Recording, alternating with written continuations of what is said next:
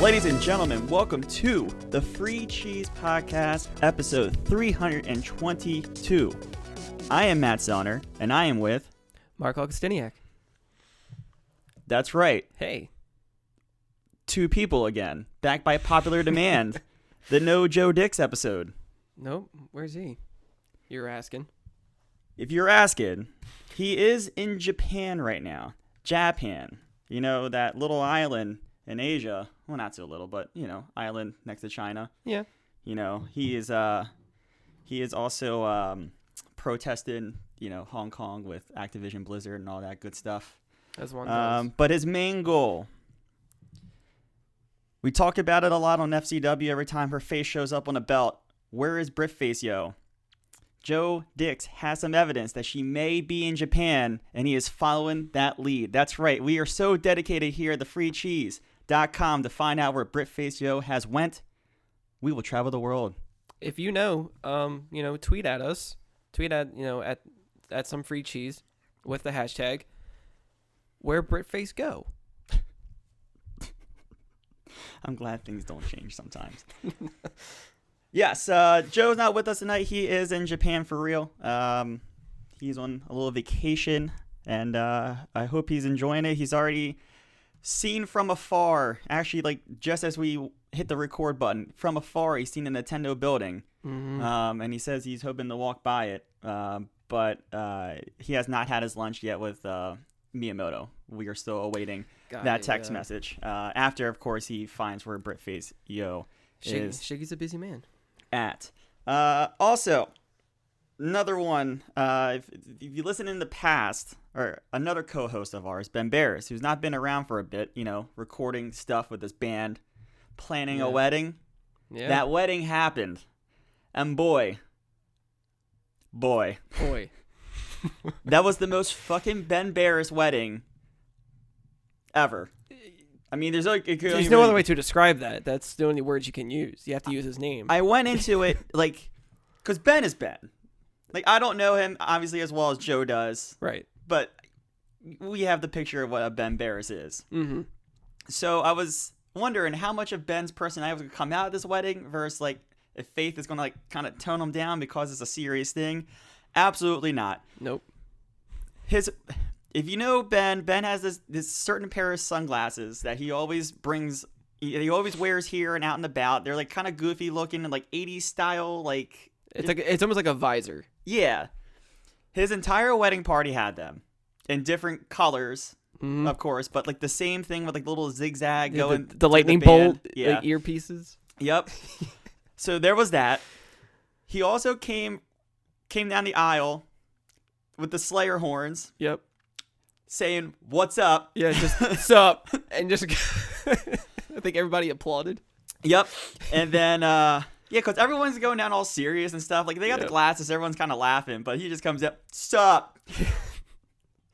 And then, of course, in typical Ben fashion, when Faith and Ben were introduced as husband and wife for the first time coming into the reception, they, of course, had to yell Slayer.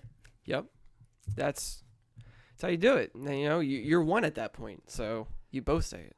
Of all the things I was maybe expecting, I got 90% of it. The only thing that was not there that I was maybe expecting was the fountain of Keystone Light that you just put your cup in. Yep. And it fills up. Yeah, coming off of like an ice sculpture of like Giger or something. No Coors Light, no Keystone Light. Bud Light was there. Dilly Dilly. But it was accompanied by a very nice open bar.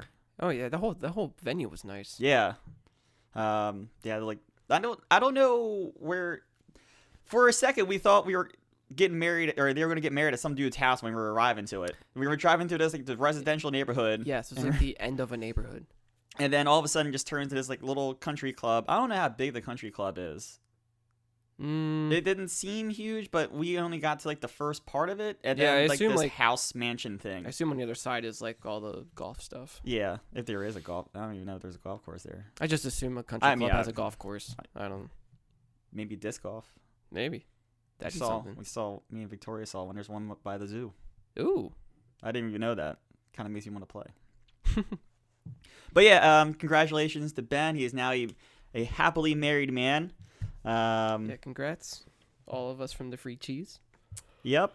And let's get down to it. We like to celebrate people going places and weddings and stuff. But at the end of the day, this is a video game podcast. That has been running for 7 years now. That is right. I mean, we weren't there all 7 years. But we are here today, Yeah. and the person that started it is not here, so what's that got to say? Congrats. What other things happen? Marc, Marc, what you play? What kind of things happened there? Bazinga! Well, I guess they're more like updates from before. So I had mentioned I have this Ninja Turtle arcade cabinet. Yes, I never that really- very dope cabinet. So it has both the 1989 arcade game and the later, I forgot what year, 93, 92, of Turtles in Time. And I played through both of them because I didn't do it before. I just like the first stage of each one. This time I just wanted to go through them completely. That was cool. My hands started to hurt after a little bit. A lot of button mashing. I just wasn't used to like using my finger. Yeah, Usually it's my thumb. I know size-wise, they claim it's like 3/4 of the actual size of the cabinet. Yeah. Does that include like the width too, or just height? It might be all around, but still like the stick and like button placement on for all four, even for each person, it's still pretty wide. Like it's pretty decent. Okay. But with the riser, the arcade cabinet stands at its original height. It's just a little thinner. So yeah, that was cool. But like looking back at it, because I've always played the Super Nintendo one more than anything. The fondest memories of that, I can remember every little detail, every pixel, and I can see how, because this arcade one was first, and then everything got ported, but it wasn't exactly a port to the SNES. It still uses the same assets, but they like remix some things. Even actually, the Super Nintendo one I'd say is even better because they enhance it. It has that mode 7 in there, and they really utilize that. The music sounds a little better. The voice samples are lowered in quality, but at the same time sound better to me. Okay. Personally, like it's not as clear, but it kind of adds to the whole like effect of everything. And now it just made me appreciate everything a little bit more, just seeing the DNA, the roots of it, and to what I was playing. So that was nice. That was a nice visit. But so last episode, I talked about Blair Witch. That's correct. And you had given a suggestion to maybe A shot in the dark. Why not shot try? in the dark to delete the game. It'll still keep the save file. Just reinstall it. Maybe something will get fixed. And I tried that, and I'm still stuck between a house and a hard place. Literally. Yep. Just that's it. I'm done. I can't. I give it up. I don't want to start that game over. And knowing my luck, I would still run into it. Yeah, that would suck. How far were? I know you released a couple hours. I was time wise. Ooh. Maybe like 3 hours. Yeah, I mean that's It's a short game, and it's like I'm seriously like 90% done. Yeah, there's probably better experiences you can get for 3 hours, like Oxenfree. Just gonna throw that out there. You know what? Oxenfree is a great 3-hour experience. That Maybe a little longer. we were talking about like what you might have saw me play on my Xbox. Yeah. I tried that. Oh, nice. I couldn't get into it. I don't like the way the dialogue is handled. All right, ladies and gentlemen, this has been the Free Choose Podcast episode. Because you're either cutting somebody off like mid-sentence to say your response, and then if you don't say anything, if you wait till they're done, you can't say anything because your speech bubble time is gone. So you're either a mute or you're an asshole. And then like I like the idea of it, but right now I was telling Joe about, I was like, right now I can't play this. I have to like be more mentally prepared to jump into this game. Like I have to really understand, like, because I didn't get who the characters were, like what, like I have to like assume what their chemistry is, because they kind of explain it but then kind of don't. They just kind of, you just got to go in. Yeah, they throw a lot at you in that first like intro thing before shit hits the fan. Right, and like I'm not attached to anybody, so like I don't care about my stepbrother, but they're trying to make me like care about him, and I'm just like, I'm not feeling it. Mm-hmm. I have no reason to feel it. And so I was like, you know what, I think I'm just approaching this all wrong. But Yeah, so like I gotta mold myself to how that game works. So I just gotta adapt. And right now I'm just too disoriented or just distracted to focus on that game. Well, good news for you. You could always try their new game when it comes out here in a couple weeks. After party. Well, hopefully they fix that. Because maybe I'm just too used to like Telltale style, where like after they talk, you have that time to choose something. So one of my favorite things of Oxenfree was how they handled the social, and it felt quick. It felt snappy. Yeah, because there's times where I would like to cut off somebody if they're saying a little too much, and it's just like, ugh, whatever. Like, you need to stop talking, sir. You're just saying weird things. But yeah, I don't know. I haven't given up on it. Yeah. I'll give it another try. Anyways, you were saying though. Oh yeah. That's pretty much it for Blair Witch. That's whatever. But yeah, my time could be spent doing other things, and so I did. I started Lugu's Mansion 2. Fucking Lugu. That's how I have it written in the notes too. So you got that 3DS out. Did you have to wipe the dust off of it? No, not too much. Give it a little charge before you could start. I did have to charge it. Yes, I even had to update it because it doesn't update till you go to the eShop. So I had to like whatever. Oh. But I didn't download the game. I ordered it through eBay because I wanted the original case and like packing okay. instead of that like what they have now for like $20, like those like player's choice versions with like the red going all around it. Oh, like a greatest hits or something like that. Okay. Yeah. So I decided to do that, and started that up. It's interesting, because after playing the first one, there's like so much, but then at the same time, luckily I pointed out the differences down in my notes. But like the controls, first of all, I love it. It's great. It's a lot better. There's no inverted C-stick movement. You just have two of the face buttons, the top and bottom ones. I forget what they are at the moment. I think it's Y and B, or maybe X and A. Like on the 3DS, whatever. Yeah. But like those face buttons will have Luigi tilt up or down. Oh, okay. With the vacuum, or because if you're playing on 3DS, they don't actually have like a second stick unless you have the new 3DS, which I have. So I was like, man, it doesn't use that functionality. So I was like, okay, but that's cool. I don't feel the vibes as much in this one though, and I think it's because how it's all broken down. Like you're not exploring a mansion like Resident Evil anymore. You're exploring a bunch of mansions, but they're all separated into missions. So between every mission, you have to go back to EGAD's lab to get all the results and everything, and then pick another one, go in there, do that thing. So so they broke down the mansion into digestible bits, and then that's how you explore that mansion. With the first one, of course, it's going to make the most tutorial-ish, I guess. Yeah. You know, you just get a concept of the house and how things work, and you unlock the tools that you need for the rest of the game. So, like, you have your flashlight, then you have, like, the vacuum, and then you have the, I think it's called the dark light, where it just shines like a rainbow, and, like, it can, like, overheat. So, like, if there's, like, a picture, and there's like a picture frame, and in the picture, if it's like a black and white image, you would bring it back to life in color. So if it's like a grayscale coin, you would bring it to color, coins would come out of the picture frame or something. Or like sometimes in the house there's missing pieces. So like depending on like your first mission might have been, hey, go in this room, find thing, beat ghost. Cool. Third mission might be go back to that room, but then you'll notice something's different. So maybe like, wasn't there a door here? How come I can't get out? On the map on the bottom screen says I can go out here, but I can't. Use that dark light, brings the door back. And then with that, every time you bring something back in where it should be, these like little orbs come out, and you have to suck all those up, and that will complete the object reappearing. And usually when that happens, once you get them all in that mission or mansion, that's when the boos come out, because they're the ones that are doing this. They're making the images disappear. So in the first game, a boo would just be there. It would be hiding in an object. You have to like interact with objects to get them out, and then you just have to chase them.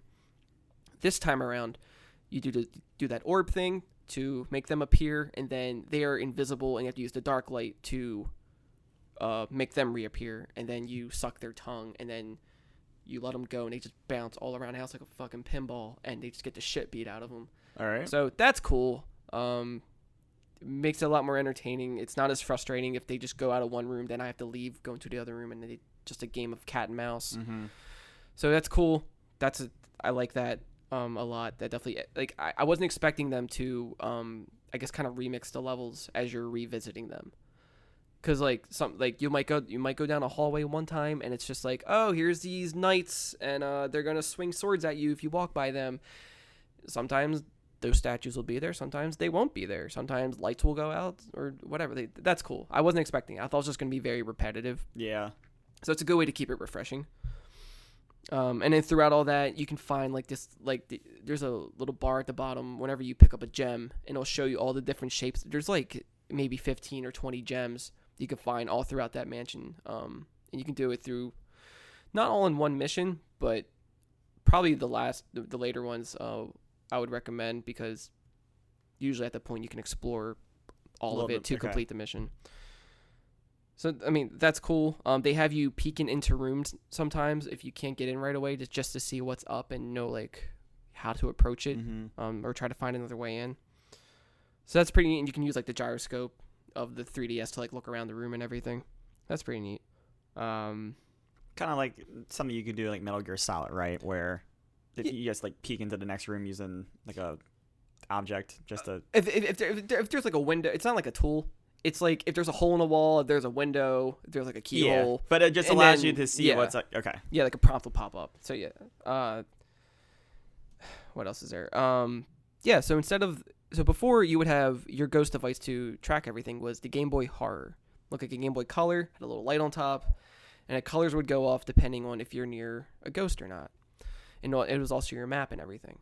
This time around, you have the Dual Screen, which is the OG DS. That has EGAD's face on it, and that's pretty much like your communication device with EGAD. Like a little Luigi's Mansion ringtone appears often. After every little thing you do, mission-wise, he's always calling you, and it's just kind of like, it gets monotonous really quick. Even I love the ringtone, but at the same time, like, talking to EGAD just slows down that whole game for me. And so, yeah, and then the point is to beat each mansion, get a piece of the Dark Moon, because the Dark Moon shattered. What's the subtitle? I forget the subtitle. Dark Moon. Okay. And like because had to do with it. And because it shattered, all the ghosts became bad. They started doing bad things. That moon was keeping them in balance. So that's what happened. So now I'm doing that. I think I'm on the second mansion currently. It's more like a greenhouse kind of thing. But I did look up to see how many there were, because I I know how much time I had before the third game came out, because I know we're getting close. We have about 11 days left at the time of this. Mm-hmm.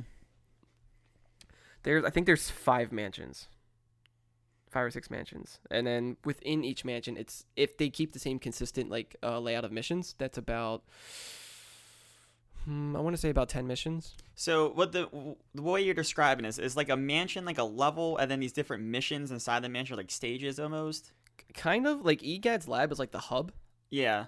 And then like you choose what to do from there, so you can like just select whatever mansion that you have available, and then once you click on the mansion, a list of missions will pop up, and then you can choose which mission to do, and then it'll warp you in there. Got it. And depending how much progress you've done in that mansion, you can probably explore more than what it originally allowed you. Mm-hmm. So I guess that adds for replay, and they want you to replay because you get ranked with medals, and you have to find all the boos separately. So you might have to do each mission twice if you don't find everything the first time around.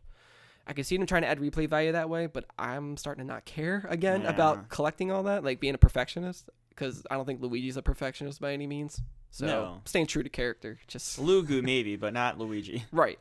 Exactly. Yeah. But yeah, that's pretty much it. How long? My neck of the woods. How long are like each mission, right? It varies, but I would say like average 15, 20 minutes. Oh, okay, all right. Because I'm like getting they're shades. Short. I'm getting kind of shades of like, it seems like it's menu based more so than how Crash Bandicoot handled like the warp zones. Like, can you run around that hub and you just jump in? Yeah, like you get transferred to a screen. Like you get turned into pixels. And then like that's the loading screen. Then you get transported. And then Luigi goes, "Wow!" And then Pretty much. Yeah, then you're in the mansion or wherever you're at. So there's multiple mansions. They're not as big as that one mansion though, right? Or do they come close? Or... I would argue that they're bigger. Oh, all right. It's strange, right? Like the rooms might be smaller, maybe. I don't know what the balance is because like the second mansion has like 5 or 6 floors, and the first game only had 3 floors, a roof, and a basement. Okay. But there's probably not much on each floor, so maybe that's the trade-off there. Yeah. So maybe that's what it is. I'm not sure if there's probably just about the same amount to interact with everything. What I missed though, in the first game, you didn't have to physically walk up to each object to interact with it. You could, but you didn't have to. If you just kept your vacuum on something long enough, like if I had it on a chair and the chair was shaking, once the chair like shoots out like this wave of dust, that's how you know there's nothing in there. Okay. I can't do that in this one anymore. I actually if it's not like vacuumable, suckable. I don't know. I actually have to go up to it and interact with it, which is that's fine. It's not. It doesn't break the game. It's whatever. Well, look. Do you want the inverted C stick or do you want this little quality of life thing to go away? Yeah. You got to pick one. You can't have both. This is Nintendo. You know they don't do things perfectly. Yeah. But sometimes I can hear Luigi humming to music. He doesn't do it as much as the first game, but he will do it. So that's cool. Yeah, but I mean, overall, I like it. It's really cool. It's definitely an upgrade from the first one. Even though the first one, if someone was to compare like which one should they play, I would still say play both. Like I still like you can love them both for different reasons. Like, yeah, I mean it's hard to compare them. That's one of those tough ones, right? Because it's not like one came out on GameCube, then the next one came out on the Wii U, right? It's like a kind of a totally different platform, and they have to kind of redesign the game in a weird way. And they did re-release it, or they remade it for 3DS, the first one. The first one. But it wasn't like a remake. It was just more like a port with some. I mean, it definitely has an overhaul, like graphically. I don't know. But like, did it like? I don't know the differences control-wise. I don't know if you can change them and but make them better. Do like RE2 PS1 to RE2 remake. Patch. Like nothing like huge like that. It's the same game. Just it probably uses 2's assets. All right. That's my guess. But yeah, like it's great. I'm loving it. And like the more I see again of this third game, the more like I can just see now where it came from and where it's going. It looks like the hype is still there. Like, all right, that's good. It looks beautiful. That's good. I'm looking forward to that. And then the small screen's not taken away from the experience. I thought it was going to at first. I was kind of bummed about it. Like I was even looking up like, oh, should I get like a capture card or some kind of HDMI mod thing to like hook up to a TV? Because I was like soldering kit out.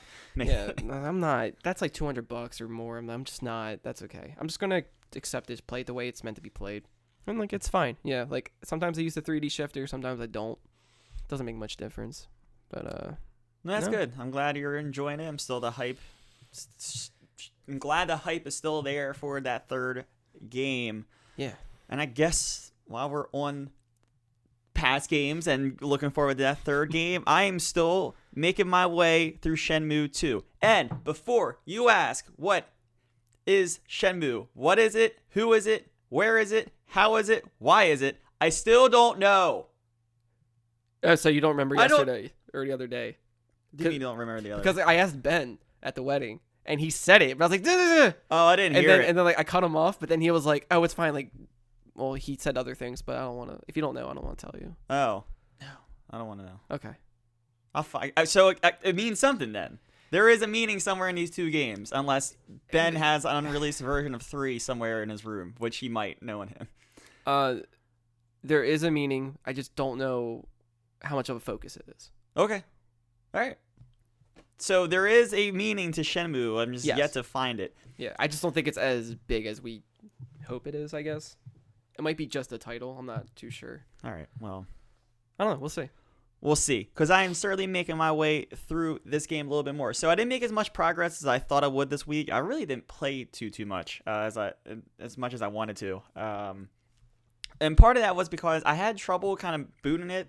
The grind of having to pay rent every day was kind of wear on me. I wasn't having fun kind of like I wasn't having fun playing the video game, so it was kind of questioning like, why am I keep booting this?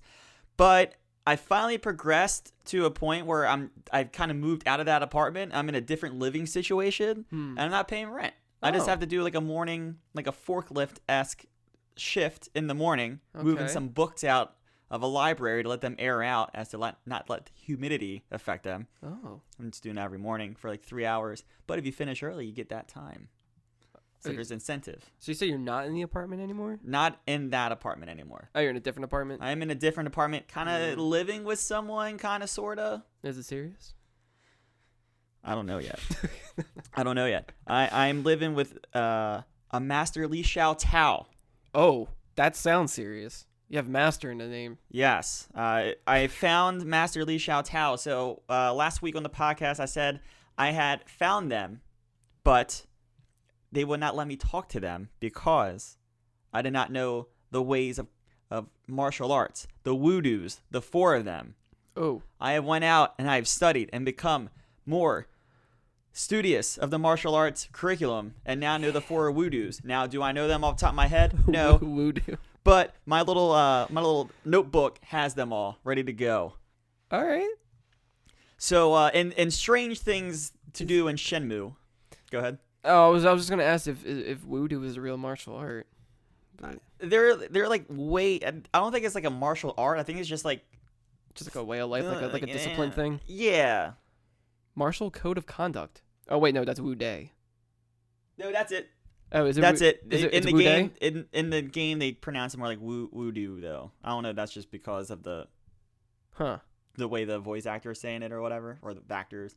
Okay. Yeah, but that's it. Was it 4 of them? Respect, humility, Yep, trust, that's him. honor, virtue. That's it. So there's 5. Oh.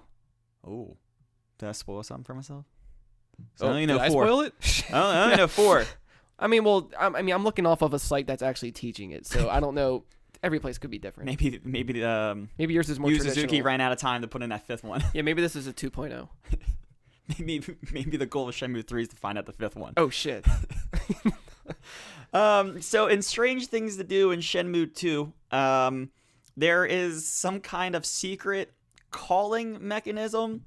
So I didn't notice it, but I guess if you're paying ultra attention to all these different details, some coffee shops or restaurants have like 4 cups laid out on a table. Okay. So if you go to these cups, you can place them in a certain order to call someone in like secret. Oh wow. So like if I went to say I had like 4 mugs or whatever here, I could place them like 1, 2, 3, 4 and have like 1 above, 1 below, and like 2 in the middle or something like that. Oh. And it's a call sign to someone that would know that kind of art. It comes from like martial art, like masters and stuff like that, evidently. But I had to do that to try to reach out to someone else I am now looking for in that game. Now, so when you're doing this, are you like, does a person of the, like a member of the, like, if this is at a restaurant, does an employee there have to recognize this and then contact the person, or are you waiting for somebody else to come into that restaurant to see that? I've seen it kind of happen both ways. Oh. So the game was, they tell you kind of, I didn't experiment with like different call signs because there's only the one because I was looking for like a specific person. Okay. But the game had me go to different coffee shops and stuff and like do the thing and wait. Not like wait like real time, but like I could like cue the wait and you would see the time walk by. Shenmue time. Yeah. And then it would actually like fast forward. Okay. And then like if I was in the right spot, something would happen. If I wasn't, it would just be like, all right, well, it doesn't work here. Next coffee shop, and you would just kind of keep going through them until you went to the right one. I'm gonna check Starbucks now. I never go in there, but I'm gonna go in there now just to see if there's. So that was something I had to do, and it was and what I was saying, like, so I was putting out the one call sign, but like the person that was telling me about this way of communication was like, be careful what signs you put out because different ones can mean different things, and if you're trying and like if you're putting something like if you're looking for a person that's not liked in a certain area and you put that sign out, like trouble may come your way. So it's a very So you probably have to watch what territory you're in too. Yeah, a little bit because I got into some fights because of what I was doing. Are there like triads? Not that I've encountered. Not like just like not mobsters, like people just like looking to mug people or whatever. So not exactly like nothing like Yakuza type. Not yet. Yeah. I mean, I ran into that in the first game, right? Yeah. Like now I can't think of the gang, but that's why I worked at the harbor. Right. In the first Right. game, was to try to like get in with that gang that was working for kind of indirectly working for the dude I'm trying to chase, which is the whole point of these games. The dude who killed your father in the first game. So yeah, that was something I was doing. That was about the extent of my week with Shenmue, was putting these cups in different different tables, and You're a step away from Anna Kendrick and doing a song. So yeah. I talked about the mini games thing in the main menu. I really haven't found too many new ones yet, though. I found the darts. I went to the arcade. I found the arcade place. I didn't see many like new cabinets. It was the same ones from the first one, so I don't know. Makes sense. I don't know if it's just like a thing they put into this game, because I was expecting it to be like kind of bigger, like or more broad. So how many do you have right now? I mean, I haven't gone in to see what I have unlocked, but I'm just like, I was thinking like, oh, there's this mini games thing. There's probably a lot more to do in this game. It's like side. Okay. Like I found there's like the Plinko thing I've described before, but nothing newer besides that. Okay. But yeah, no, Shenmue is fun again. Now that I don't have to pay rent, I'm not playing the life simulator known as Shenmue, and that's good. Yeah, and then there's still the time thing, right, where I might have to meet someone at a certain time. So like during that time, I'm like, oh, I got time to kill. Oh, let me go try to work and get my money. Like I'm fine doing it that way, not like having to do it just to progress to the next day. That kind of sucked. So now you're just saving all that money? Well, I have like no money. Oh, okay. The rent was due, man. Saving all that no money. Yeah, I got like $11 in Hong Kong money in my account right now. You gotta start somewhere. So yeah. The other thing that started on Monday, was it Monday? I think it was Monday. Or it could have been Tuesday. I think it was Monday, though. Haunted Hollows in Rocket League is out with the Stranger Things tie-in. Yeah. And I've been playing a lot of that this week. There's not too much to really talk about. If you've played an event in Rocket League before, it works very similarly. So any mode you play, whether you win, lose, draw, well, I guess you can't draw in that game, but like whatever, you get these different candy corns. That's currency, and this time around, because it's Halloween, you get candy corns. Right, yeah, because as you should. Well, I mean, you don't want to eat them, so they gotta be used for something. I mean, it depends on flavor, I guess. I mean, would you rather have that or circus peanuts? It all sucks. Neither. But if you had to pick, neither. I'll go hungry. Okay. I'll look for soup down the street. Sorry, Joe. I tried. So you get that currency, and then there's a special menu where you can use that currency to buy whatever, and that could be different designs for your car, tires, hats, whatever. Some of them are generic, and I showed you a little bit last night. I don't know if you remember after the wedding. No, I remember. My memory of after the wedding was kind of a little blurry. I remember Taco Bell and waking up at 3:00 and you weren't in the house anymore. Yeah. But I had a text message saying you were home, so it was fine. So yeah, I was showing Marc yesterday, but like it, wheels, hats, all that kind of stuff. I mean, the list was pretty expansive, but if you play Rocket League enough, you can probably get through that list. I shouldn't be surprised by this, but I like the motion decals on yes, the cars. they're the best ones. It's like, it's such a simple thing. It's like, why didn't anyone think of this before? It's just animated. Yeah, there's a lot of them now.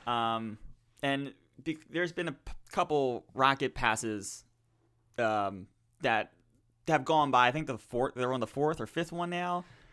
Okay. And a lot of those like rocket pass rewards come have those little moving decals. Even if they don't move all the time, the transition between choosing each one animates, like it still morphs into it. I was like, that's a nice touch. And I thought initially, all right, so you got me to make a car or whatever, and I was doing that for a bit, just seeing everything, and that was fun. Like, I like it. And I was really happy to see as a flag, you could have Unreal Tournament 2004. It says specifically 2004 on there as a flag, but now in hindsight, I'm kind of bitter about it because it's like, right, Epic Games. That was in there before. It was in there before Yes. before they bought them? Yes. That's weird. Yeah, Huh. they have a few games. Like, I don't know where the random partnerships came from because there's a couple things from Portal 2. Like, you Right. could have the potato as an antenna. Mm-hmm. I remember all that cross promotion stuff or whatever. Fallout, Pit Boy's in there. Not the Pit Boy, sorry. The Vault Vault Boy. Boy. Yeah, like Yeah. that kind of stuff's in there. Joe's favorite's in there too.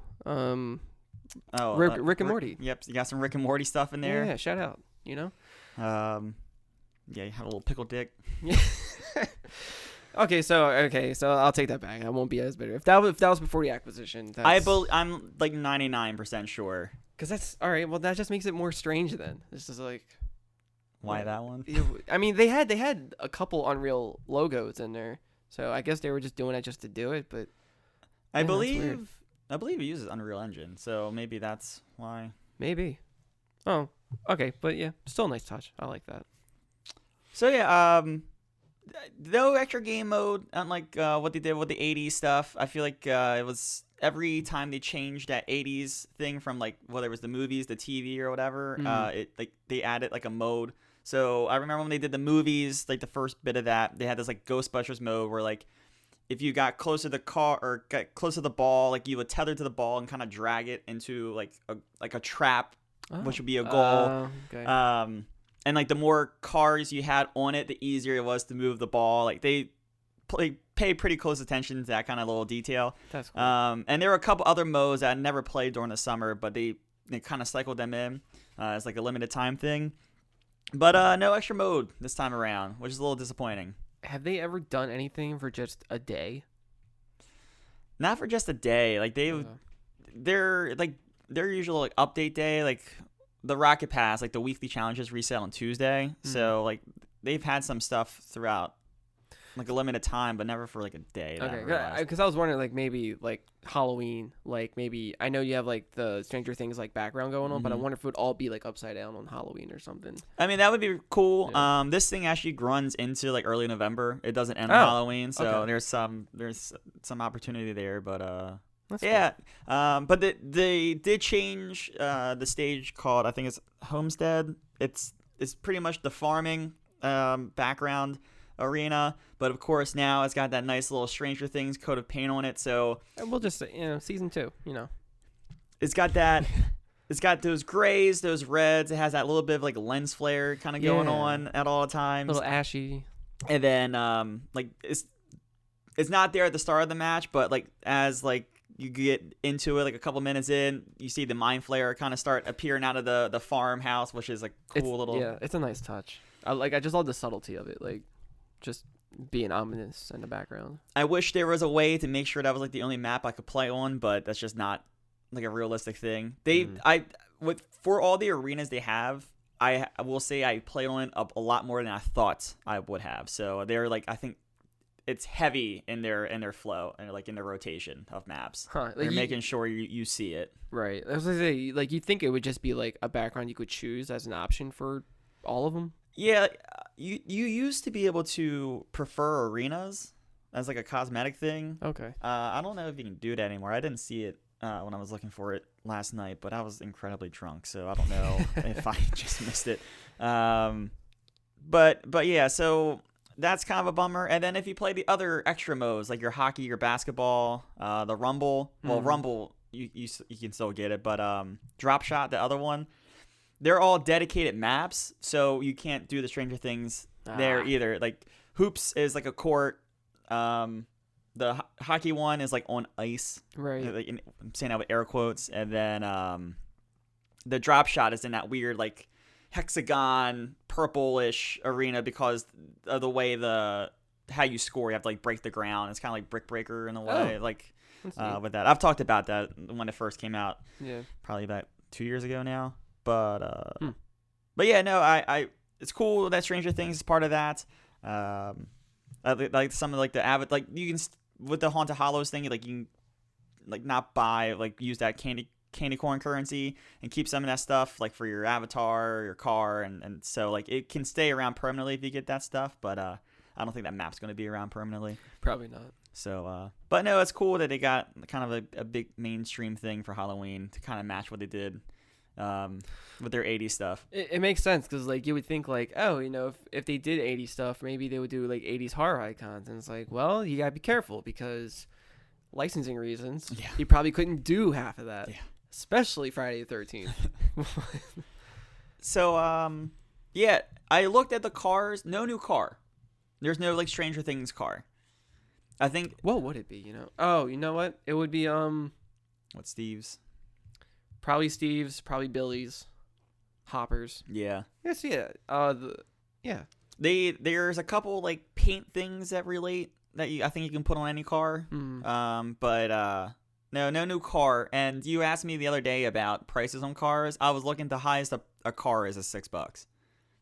All right. So yeah, that's already better than a skin for Fortnite. It's not all of them either. Like even the licensed stuff, some of that stuff's like $3.99 or $2.99. Like I think the kit car was $3.99. Oh, cool. So, just to answer your question, I think from last week. Yeah. So yeah, that's what I spent a lot of my time with. And then I'll throw this out there. I now have an Apple Arcade subscription myself. I've played many of the things that you guys have talked about and have many of the same feelings with those games. However, there is one that has grabbed my attention, has kind of made it worth that little $4.99, and that game is called Grindstone. Nice. Mark, you have talked about this game before. You had a little bit of a gripe with it. What was that gripe? I think it wasn't more so. It wasn't really like game's fault. I think it's just me. Like I think I just started to see what it was, and like around like level 10ish or whatever. Because I'm trying to collect every single thing before leaving, and that's become a little more challenging. Mm-hmm. Like I felt like it ramped up pretty quickly with the difficulty. Yeah, that game gets hard fast. And like I just wasn't, I guess, ready for that. And I was like, I guess the headspace I was in with it, I was like, yeah, I get it. It's cool, I like it, but I don't know how much further I'm gonna go with it, so I just stopped. Yeah, it definitely jumps up in difficulty. And we talked about this a little bit yesterday. You said you stopped around like the level 10ish. Mm-hmm. I have gone well past that. I'm like level 25, 26 now, something Nice. like that. Are you still getting every single thing? You kind of have to break down that door. Like you have to get your objectives, whether it's like killing that king, Yeah. getting the treasure chest, and then killing enough of the minions. Because I don't think the treasure chest is ever required. It's just optional. Is it? Yeah, because like you open the door and then the key and treasure chest appear once the door opens. And it's like, what do you want to do? Do you want to go back for the chest, or you want to leave? Everything then. I don't. Dude, kudos to you, man. I've. No, I can't play a level. Maybe I'll try it on break if I remember. Huh. Oh well, I've been getting everything, and it's fucking tough. Yeah. We talked about some of the jerks and some things like that. More weird enemy types come in, and it gets hard. You know what would have helped me though, because I think my issue was didn't like was the lack of blueprints that you would get with the chests. They just stopped, and I was like, they felt not worth it anymore. Cause like my gems and wood was like up there already. I'm like, I don't need any more shit right now. I was like, where the fuck are these blueprints? Like, what am I supposed to do with a shield and one arrow? And then I go back, you can buy them. So I bought a spin attack, and I've only and this was after I was kind of. You can buy blueprints? I didn't even know that. Right. So I didn't know until I was like done with the game essentially. Oh. And I was like, oh, I can. So I bought so you can attack like anyone adjacent to you with like one hit. I was like, that would change so much. I have that. See, I didn't use it this whole time. So I've been kind of getting I probably would be playing it still. I'm kind of getting the feeling that the blueprints aren't a random drop, and it's more. No, yeah. Like they're scheduled out. So like I definitely like some of the blueprints I'm getting like in the level 20s. Okay. Are they like upgrades? Are like upgrade-ish. Like a better shield, like I can take more hits or more arrows. Like it takes like I have a shield now that repels the hit at the end of the turn or whatever, or the hits for that turn, and then but like it throws I have like a random like knife that like gets thrown at a random enemy or something like that. However, some of these now require refills, and it's something you have to refill like at the end. you would have to remember to refill it, or you'd be still like limited into the next level, and you have to. I did that with hearts. You have to refill using all those different currencies because there's more than just wood and the Gems. grindstones themselves. There's like skulls and. Oh yeah, the hearts. Yeah, like right. It, yeah, I remember it now. starts stacking up. So you kind of have to pick and choose. Like having the good ones are good, but when you use them, you have to remember to refill them. And I haven't run into a currency issue yet, but I can definitely see down the road that being an issue. There's been a few levels that just seemed almost impossible. That I kept dying, and I had to go back to like some of the first levels to just grind out some grindstones so I can like replenish my health. So I did a little bit of grinding, not too much. Just replayed like that level 2 or 3 a couple times. Got like 10 grindstones and then kind of got out. If you stick around in those levels though, they'll drop a jerk that has like 20 hits. Oh my god. So you have to like, once you see that kind of drop in, you're like, all right, it's time to go. Yeah. So you can't live in a level forever. Yes, and that's what I want to say. Like the animation and like the more you kind of feel the weight, and this is a missed opportunity because I wish my phone would use the haptic the taptic engine and give me that haptic feedback on those heavy hits, and it doesn't. Especially when you get like a good combo gun, maybe like 15 plus, and it's just like, and then it just gets faster. Especially like when you wind up to hit the jerks, like when you. Does your skin ever change? Like, is your skin blue still where you're at? Yeah. Okay, so I have armor though now. He's the cold dude. I just want to get warm, you know? Like I do have an armor set now, so like my That's armor cool. set, there's like a small chance that if I get hit, the armor will deflect I won't get hurt for that turn, so that's kind of nice. I mean, I got like brown stuff on my dude, but that's covering those nips. Yeah, that's pretty much it. But yeah, I really like the weight of that animation as you get, 15 in a row. And then once you get that first grindstone out on the board, like the levels become a lot easier, I feel. Okay. The challenge is getting that first one out because especially when you get to levels that start to incorporate like 4 color enemy types or maybe there's 5 in some levels. I'm not sure. I can't remember now, but yeah. As they start adding more colors into one stage, it's just going to get harder and harder to get like the big one. So once the challenge is getting that first 10 and hoping like that grindstone lands in a good spot, and then from there you just kind of keep grinding, like literally grinding out grindstones. I wonder, when you mentioned about the haptic, because we can use controllers with these. That's true. Do they support Rumble? I don't know. I guess that's up to the dev, right? Maybe. Yeah. Like I wonder if Joe had any Rumble with his. I have not played any arcade stuff on any other platform. The Apple TV that I have at my house is in the living room, so like I'm not gonna play that stuff there because usually my sister and my parents are home or whatever. Right. I haven't played anything on my iPad yet, and then my Mac is not on Catalina, so. Probably for the best, right? Yeah, I'm a little concerned about Catalina, especially when I knew that we're going to have to use this boy to record a podcast this week. I was like, yeah, we'll wait. Yeah, I can't. There's no rush. I can't not think of Step Brothers whenever I hear Catalina. Oh, no, not at all. As soon as that was announced, that name, first thing I thought of, and I just instantly started laughing. And that will be that for a whole year until we get a new place that probably references another movie. Maybe. But that's pretty much it for me. Cool. I don't think I got anything else. Me and Victoria, real close to starting Blair Witch before you got here to record, but it didn't happen. And we wouldn't have gotten far anyway because 30 minutes, maybe 40. Yeah. But I'm gonna start playing some spooking things. I've been watching someone on Twitch called Dan's Gaming. This is like the one time a year I kind of watch him because he does like pretty much 24-hour streams. Oh, okay. He's not live all the time though. He'll play his past, like he'll do rebroadcasts of past years. Okay. And it's all spookins. And then like at night he'll go live. Kind of smart. He'll go live for like whatever his schedule is with like a newer game or something he hasn't played yet, and then he'll just go back to the rebroadcast. Been watching a lot of Resident Evil 2 remake. Damn, I want to play that game, but damn, I don't want to play that game at the same time. So, Do it. I want to get into some more spookins. I think Blair Witch is in mine and Victoria's future here because she really likes that first movie a lot. Blair Witch Project, like 90, whatever. See, actually, in the 90s. Yeah. Okay.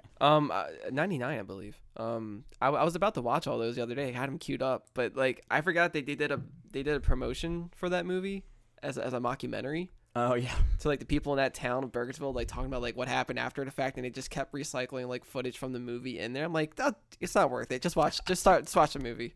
But yeah, because I want to watch Book of Shadows. I want to see how bad it was again.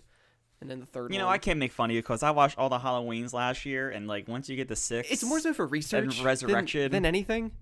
Like I know it's gonna be dumb, but like I just want to see how dumb. I just want to see the details. But, yeah, like. And I didn't realize the third one is connected. Oh, like the reboot? But it's like not. It's like a soft reboot. Yeah, but like the one is just Blair Witch, right? Yeah. Yeah, it's the main character is someone's. Is it Sarah's like sister? Yeah, or that's it. Yep. Yeah. And then they're trying to see if they can find them. Yeah, I didn't know that. So like that actually has me more interested in watching it because before I think I watched it with Victoria, but I don't remember like hating it. Okay. I don't remember like loving it either though. So. Yeah, it's probably better That's than to be Book of expected. Shadows, so you got Probably. that going for you. Probably. I've never seen Book of Shadows. That looked bad from the start. So man, there's just some movies that like it's like as soon as they announce a sequel, it's like why did you do it? Money. That's all it is. Yeah, I think I got some spookins coming. Do it. Coming my way here. Do it. And with that, I think we're ready for a break. We will be back with news. We have an email. Ooh. We'll be back.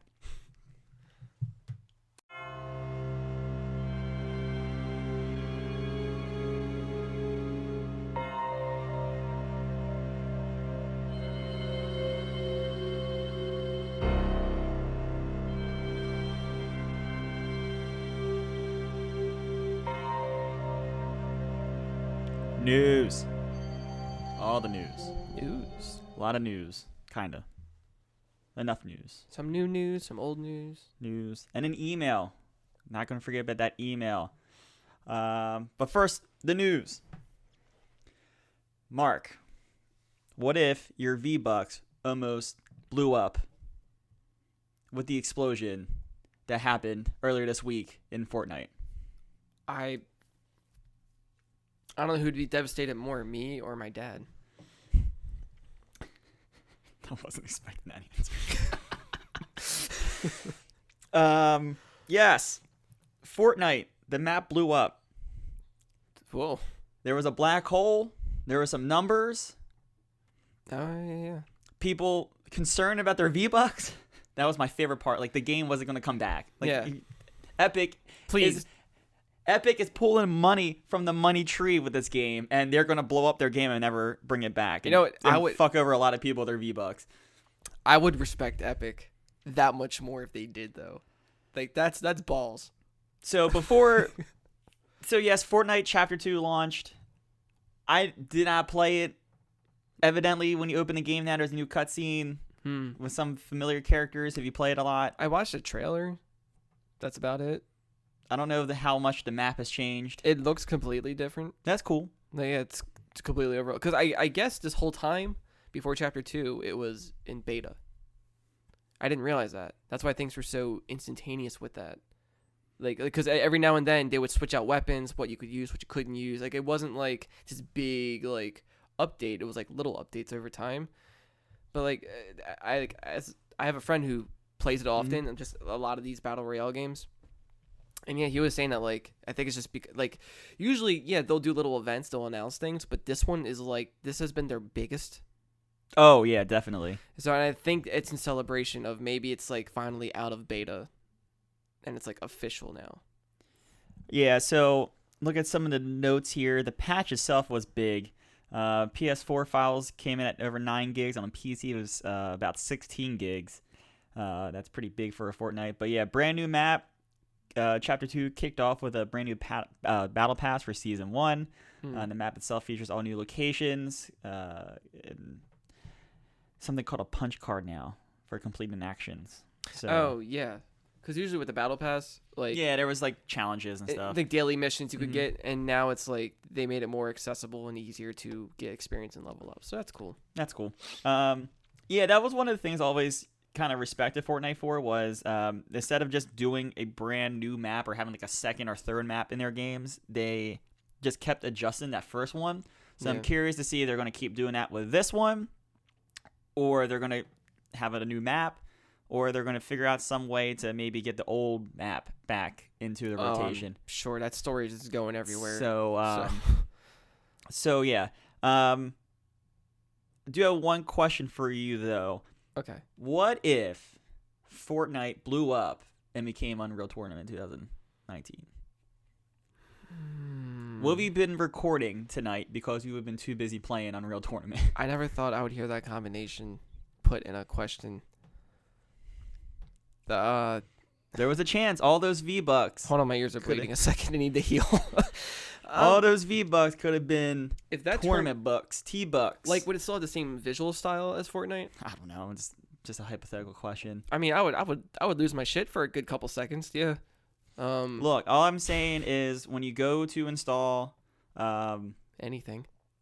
no, the Epic Game Store, it says, or at least it did say Unreal Tournament Launcher, like in the executable. I know.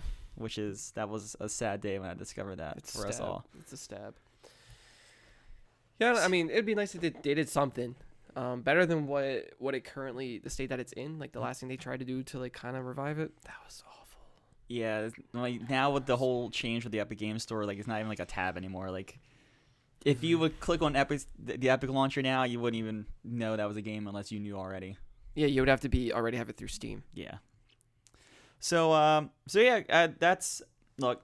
I'm not the Fortnite guy here. I don't think any of us are really Fortnite people. I wouldn't mind hopping in for a game or two. I mean, I respect the hell out of this. I think it's really cool that it's like overnight. I mean, it is a solid game.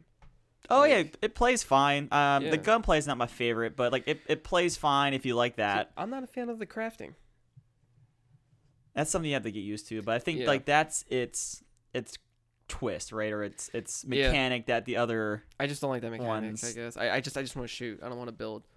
And at the end, that's all it is, just a build fest. Yeah, like if you're good at building, you're gonna make it far. So whenever I play with my friend Doug, I let him do all the building. I was like, I'll There you just go. snipe from the back. So yeah, Fortnite 2. Moving on. Speaking about PC games, I just did it. It was only one. That was the only one. Just though. punch me in the It was face the- right now, Mark. So all right, so just put this into perspective.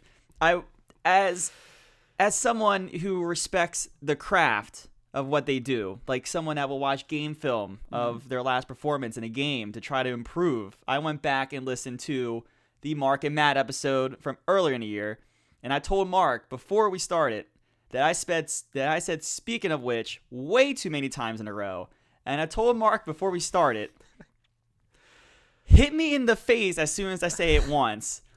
So I guess he's giving me a free pass for the first one, but every other time, if I just get knocked out, that's what happened. Or if you hear a thud, you know I just got punched. So yeah, speaking of which, just kidding, just a joke. It's a joke. All right. So NVIDIA, they got those fancy ray tracing cards. I have one of them. That's the new It's trend, currently huh? it's currently in the living room pumping out Shenmue. How's all the Bitcoin look? Is it prettier now? It doesn't really do much for Shenmue. Okay. You can mod it. But NVIDIA is kind of feeling some of that pressure, right? Because now consoles are talking about ray tracing. Yeah. And they're coming in holiday 2020. We know the PS5, the PlayStation 5 is a real thing. Yep. They have mentioned ray tracing. We don't know the official name for Project Scarlet, but we know that they have also talked about ray tracing as well. So the next big thing in visuals is coming to consoles as well to kind of compete. So I think NVIDIA, with some of that pressure, is putting together a team for a remastering program of some classic PC games. Now, they haven't said which ones yet, but think of what they did earlier in the year with, what was that? I believe it was Quake 2, one of the Quake games. Yeah, Quake 2. Yeah. So we're going to see more of that kind of love, or what's the word I'm looking for here? I'm not sure. But you're going to see more of that attention to those other games to see if we can get like another Quake 2 RTX, but maybe like another type of RTX. Are there any like old PC games that you would want to have ray tracing? I mean, I didn't play Quake 2, so I don't know. Like, I've seen screenshots, but like I haven't like experienced the ray tracing in those classic games. I mean, there's some I think that it would be cool to see. I think like the article I'm looking at here from IGN is mentioning like, you know, Half-Life 2 and Doom 3 as, you know, things to, you know, possibilities are classics. I guess I would play some Portal again. That would be cool. Portal 2 especially. Like, Portal 2 is one of my favorite games. God. One of my favorite games ever. When you get to like the more like broken down part of the factory. Yeah. That would be awesome. So, you know, I'm curious to see what they can do. Duke Nukem Forever.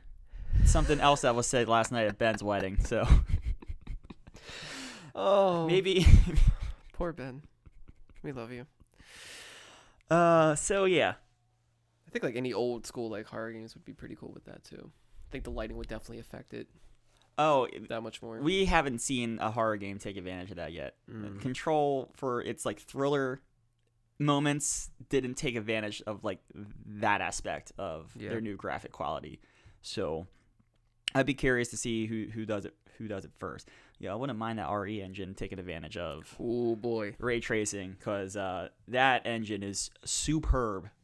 I don't know how. That's like two gods fusing. So I don't know how it is to work with, because I'm not a programmer by any means, but to look at games in that RE engine, yes, beautiful. Call of Duty, classic PC game. Yep. So classic that they're just naming Modern Warfare the same as it was years ago. And movies are doing that too. Yeah. Call of Duty is not having any loot boxes or supply drops, as they have called them in the past. That sounds good. In their new game. That's right? good. Right. That's fine with that. Before, I think it was only like cosmetics. I don't know how entrenched. I don't think it was like anything like pay to win or anything like that. But I think it was just like skins. It was just part of that trend. Everyone was doing it. But yeah, this surfaced as a rumor because someone got with like the beta, someone saw in the code that there might have been a possibility for loot crates of some kind. Oh, okay. But they have come out and said that there's going to be none of that.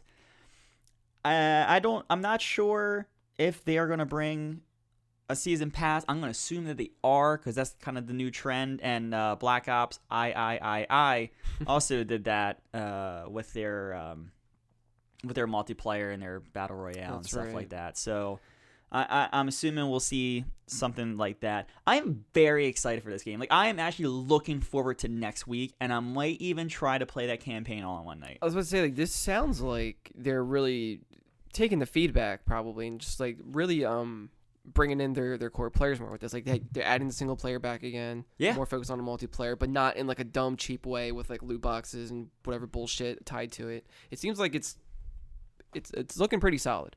Yeah, and like my one main concern was like keyboard and mouse and multiplayer, because Call of Duty for me is like ingrained with a controller. Okay. It was kind of awkward to play keyboard and mouse with a Call of Duty game. Like it's possible. It's a first person shooter. It just mentally somewhere in the back of my head, it didn't feel right now holding a DualShock of some kind. You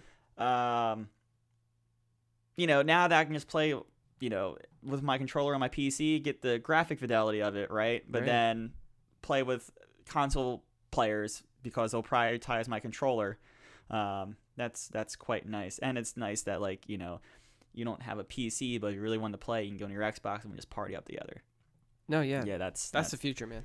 Crossplay is legit. Cyberpunk agrees. How so?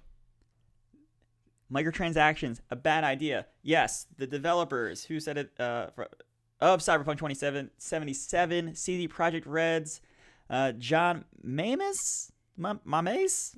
Am I saying that right? Mamais? I don't know. Yeah. Mamaeus? I don't know. Cyberpunk 2077 won't contain any microtransactions and called the practice of adding them into a game a bad idea. I'm just going to throw this out there. I think Cyberpunk 2077 is going to be Game of the Year 2020 without even playing this game. I mean, it's definitely up there for sure. It's definitely a contender. I mean, if they do it like they did with The Witcher 3, I can't wait for what they have in store post content wise, because they already said about they're doing expansions. If it's anything like The Witcher 3, they're going to be whole games. Some of the DLC that's coming, like maybe like cosmetics and stuff like that, all free. And then they're going to add in this multiplayer at some point later on. So I'm curious to see. So it was another game. Last of Us Part 2. Oh, yeah, that's right. I forgot about that. I'm skeptical about that right now for some reason. But I'm so looking forward to this game. No, yeah, I mean, it seems like it's also hitting on those right notes for everybody. The only thing that concerns me is this game getting delayed. I really hope it doesn't. They seem like they were pretty good, like, along the way. Yeah, and these like development videos look fine, but I'm just like, it looks really good, almost too good, so I'm concerned. You think it's gonna be like a launch title? I don't know how they're gonna do that. I'm assuming what they'll end up doing is like some kind of free update for those new consoles come holiday when they release as like a patch if you want the extra high visuals. It's just like I can't imagine playing this game. It's announced in March, right? Yeah, I think it's March. Yeah. Or is it April? One of the two. Quarter one. Actually, no, it'd be two. The difference. Yeah, it'd be one or two, depending. Damn, yeah, one or two. But I'm looking forward to this game. Hope it turns out to be as good as I hope it is. I hope they don't patch the guy screaming my legs after you shoot his head off. Oh, why would you? I thought that was one of the best parts of the I know. I hope that stays in. Like, just stuff like that. But yeah, Cyberpunk looking pretty good. This Hong Kong situation that I said last week is not going to go away anytime soon. I will also lead with saying that we at this table, including those that are abroad right now, have no interest, well, maybe some interest, but no experience with other outside affairs involving Hong Kong and exactly what is going on there. Yeah. It is news, though, that a new marquee Switch title from Blizzard, or Activision Blizzard, called Overwatch, is not getting off to the hot start that I think Nintendo or Activision Blizzard wanted. Right. There was supposed to be some kind of Overwatch launch event, and that is not happening anymore. Or at this point, it already would have happened. This past Wednesday, but Blizzard canceled it because probably of all the stuff that is going on, and Nintendo pretty much safe to assume. Nintendo pretty much just threw them under the bus too. They tweeted just saying that please be aware that the previously announced Overwatch launch event scheduled for Wednesday, 10/16 in Nintendo New York has been canceled by Blizzard. We apologize for any inconvenience this may cause.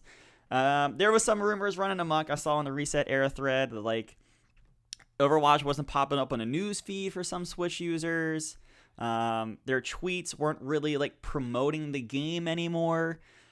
So, man, it's just now it has popped up in the news feed for some Switch users. That's been kind of like debunked a little bit there, but I don't think anyone wants to touch Activision Blizzard with a 10-foot pole right now. Well, what I'm curious is what's going to happen in Call of Duty, right? Because it's the same company, but no one's really talking about it like that. It's funny, because it's like they're probably not going to look at it as Activision. They're going to look at it as either like Infinity Ward or Treyarch or whatever.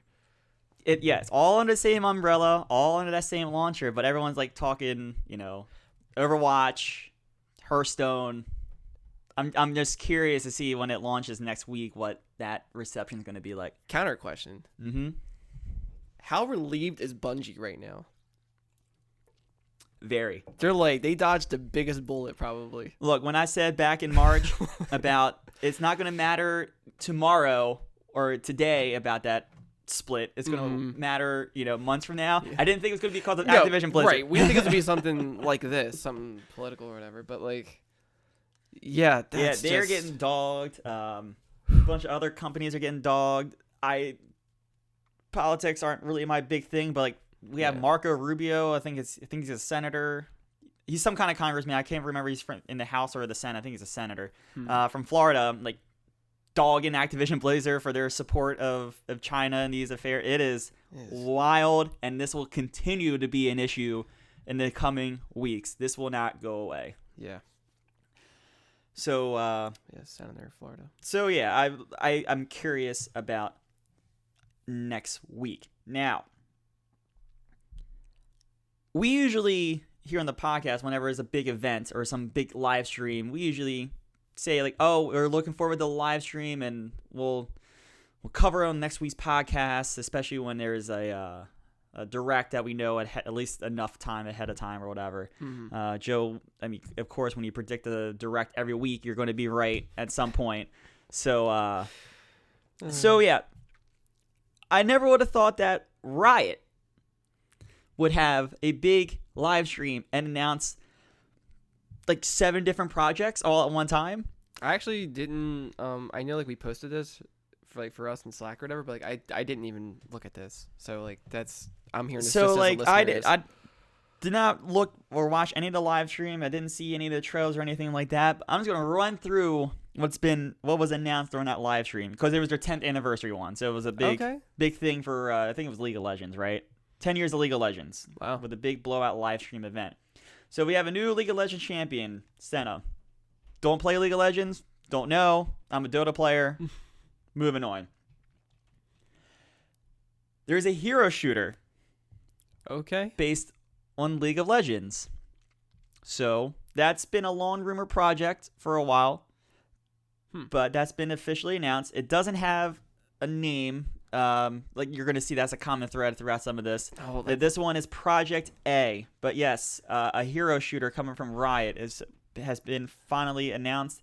And more information will come in 2020. Riot is also now making a fighting game, Project L. Okay. Another long rumored thing is going to take place in the League of Legends universe. It's early in development. Sorry, I'm reading something here on the fly. Oh, this was officially... I didn't realize it was announced earlier this year. I don't think any of us did. Because we don't pay attention to Riot. This was announced at EVO. My bad. Not announced new at this live stream, announced at EVO, but just kind of hey. They're probably just reminding you. Yeah. Mysterious League of Legends social game titled Project F. You can just call it a mobile game, guys. It's okay. Yeah, no one there's not much on this, but I'm assuming it's going to be some kind of social hub for a Miiverse is my guess. Careful.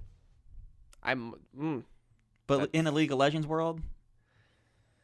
I mean, I've played League before, but I was never in love with it. You might be able to buy wall space to put up your tasteful art again, but... Don't tempt me. Rather, you probably don't need to tempt me.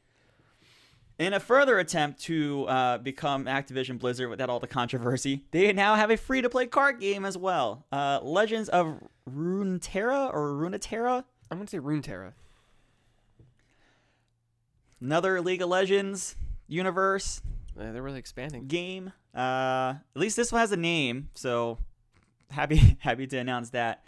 And then there's going to be 2 ways of doing it, and I thought this was kind of like a direct kind of pivot from how Artifact went.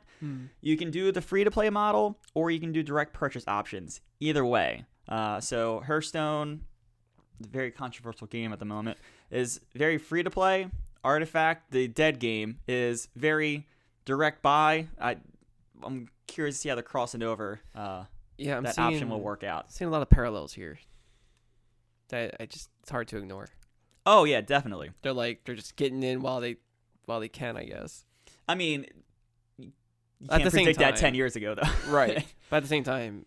But yeah, you can see because Tencent. Riot has their own launcher just like everyone else nowadays, and really the only thing in it of note that's like exclusive there is League of Legends, at least to my knowledge. Someone can correct me if I'm wrong, but this is quickly becoming BattleNet just with League of Legends all they paint gotta all do, over it. they just need a dungeon crawler and an MMO.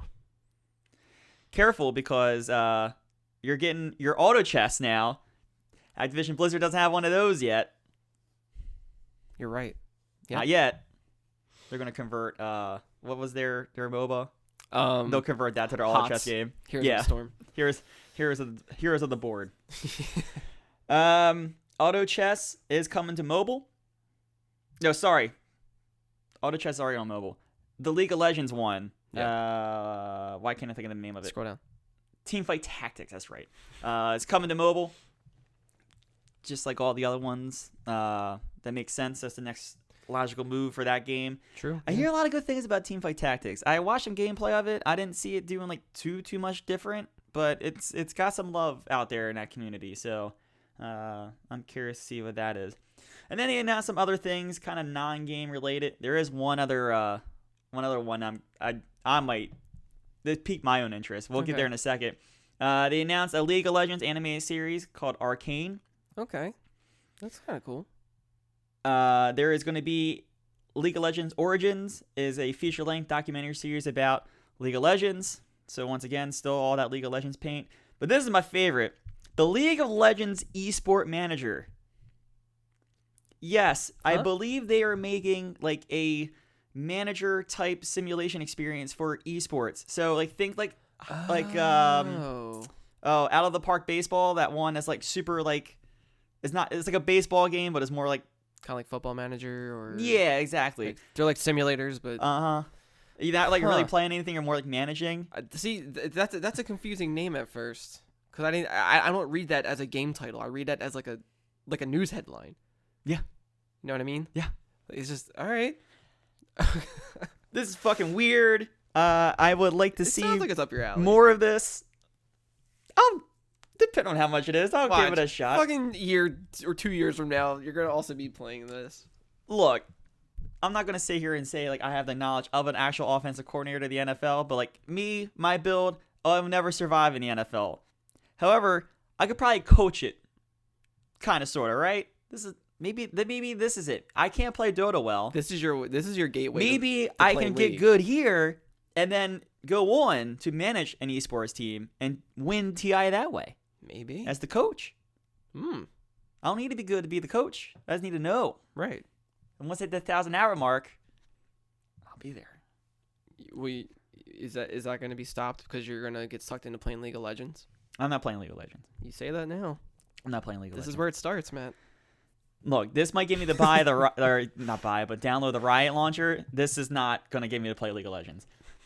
There are real stories though about how like Football Manager, like people that obsess over that game have gotten like real jobs out of that because of their success in the video game. So yeah, it can happen here. It could be me. I could be the first one.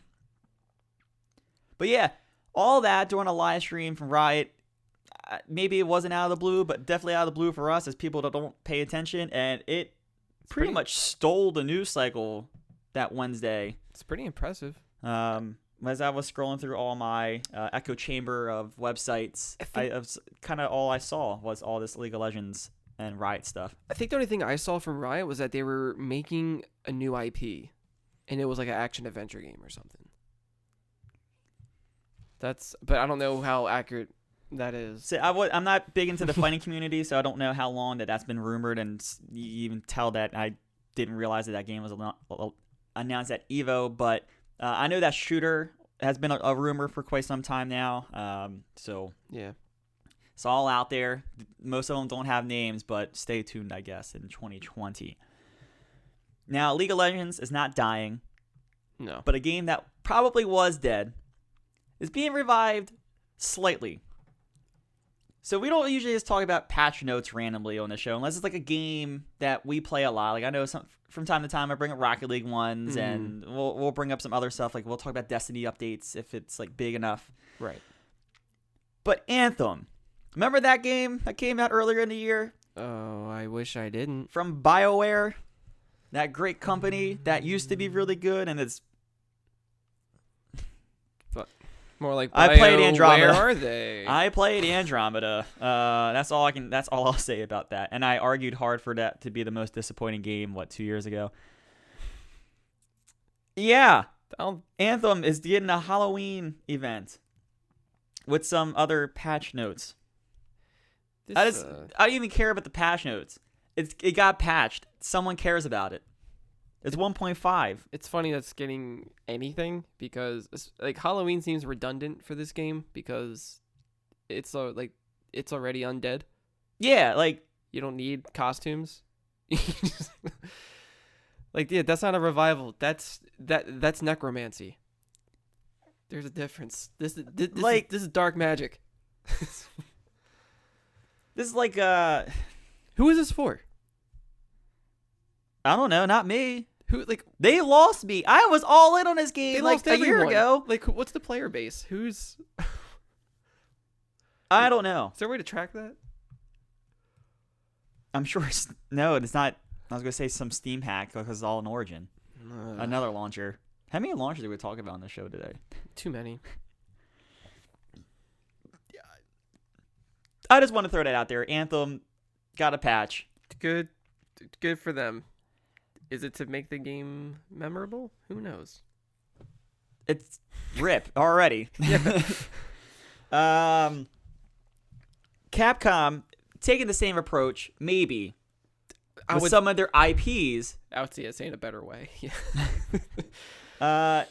So some of these IPs, some IPs are actually like legitimately dead at the moment, and could use a revival. Seems like Capcom wants to do that. I'm sure they have seen the success of, kind of rebooting Resident Evil in a way with 7, right? And then the remake that was a huge success for them. I'm sure commercially and of course critically in Resident Evil 2 earlier in the year. Also, Devil May Cry, like Monster Hunter got a nice retooling about a year ago that saw huge success. Everything's getting an overhaul. So. Street Fighter's still not, but Dino Crisis.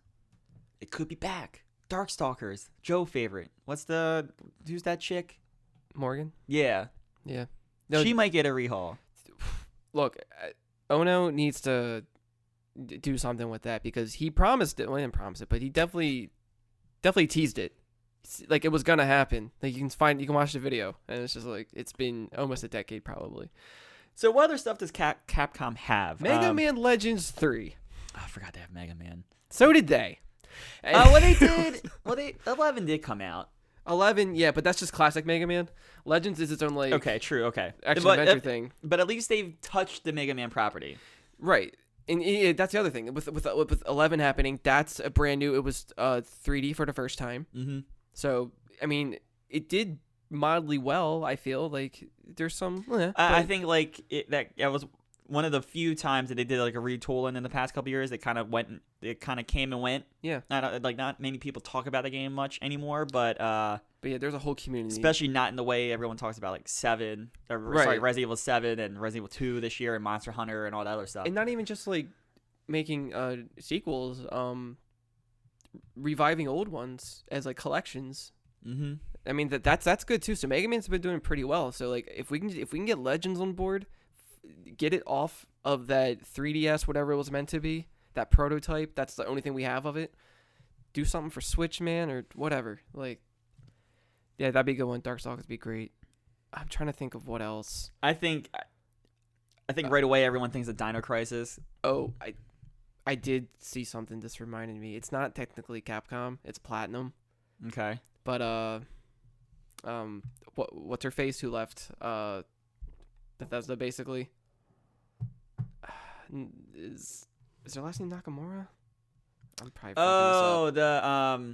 The spooky chick. Yeah, the the developer from the Ghostwire game, right? Yes. Yes, the artist So in her that was on past stage. yeah, like, so in her past, she's worked on Bayonetta and Okami. And all Oh that. yeah, that Okami tease or something like that. Yeah, right? so there's a picture with her with Hideki Kamiya, and they were talking about saying that they're going to do another Okami, but there's a photo saying it and everyone's happy, but then there's also a video of him saying that, and she's like, "Oh, really?" And he's like, "Yeah," and she just walks That's off. how Final Fantasy VII Remake was born. Remember that. So The executive producer of that game did not know he was executive producing until he saw the same trailer we all saw at the same time at Yeah. E3. And like the way they carried it, it seemed like it was a joke, but at the same time, I was like, Kamiya would joke that he would be that much of a dick to do it. I wish I could time travel back to that E3 press conference because now I would enjoy the Shenmue announcement instead of being like, oh, they're making another one of those finally. So like, because I follow Easy Allies, but before they were GameTrailers.com. So during Game Trailers, they were watching that and like, Oh, there's that clip of that dude like freaking the hell yes, out. because he loves that series. Like him and Ben are the exact same reaction with that. So as soon as he heard the first note of the song and saw that cherry blossom petal fall, he died. Yeah. And revived right there. And then like to get hit with that Final Fantasy VII. My God, that was a good year. Wasn't the Last Guardian like did Last Guardian it kicked too. off that show? The Yeah. release date finally. That was a good year. Man, that was the year of dreams. I know I Yeah. say that every year, but that was They the year said of it dreams. too, actually. So much was happening. No Jack Trenton. No, that was a Sean Layden. Rip Yeah. Sean. Damn. Mm-mm. Way to bring down our mood here. Nah, it's all right. Like this is good. Capcom's in a good spot right now. They're just in a good spot. So like anything can happen. Anything can be revived. They're listening to people. More dreams to be had. Look, I'm all in on dreams. So much so. What if we could bring back some dreams, Mark? Ooh. How so? Another company we all like, that Analogue, Yeah. making another one of those retro things. This time it's not a console though. What? Handheld. Oh shit. Meet the Analog Pocket. Dude, this thing is fucking sexy. I don't think I've ever said it about a console or handheld thing before. This thing's This deserves cool it. looking. Like Like I'm sure there's a lot of science that goes into this that I just don't understand, but like it looks cool. I just love the idea of all the attention to detail they put into these like consoles. like this is how you do where you keep something the same and you add a little refresh mix to it, like remixing it basically. This is how you do it. And you know, they always kind of took into consideration like the aesthetic, right? Because like you had the different kind of colors for the their SNES. Well, I forget the name of it. it was like the Analog Super NT. Yeah, something like that. But like their different consoles have those different configurations or like color schemes or whatever. And the one like I think the Super NT had the clear one as well, which is kind of cool. Oh my god. So in case you don't know what the Analog Pocket is, it's a multi-video game system, portable, handheld, a digital audio workstation with a built-in synthesizer and sequencer, blah, blah, blah, blah, blah. It's a tribute to portable gaming. Out of the box, it will be compatible with 2,780 plus Game Boy Color, and Game Boy Advanced. Fuck yeah. That's Switch Advance. I'm not forgetting that dream. Game cartridge library. Pocket works with cartridge adapters for other handheld systems too, like Game Gear, Neo Geo, Pocket Color, Atari Lynx, and more. Completely engineered in 2 FPGAs. No emulation.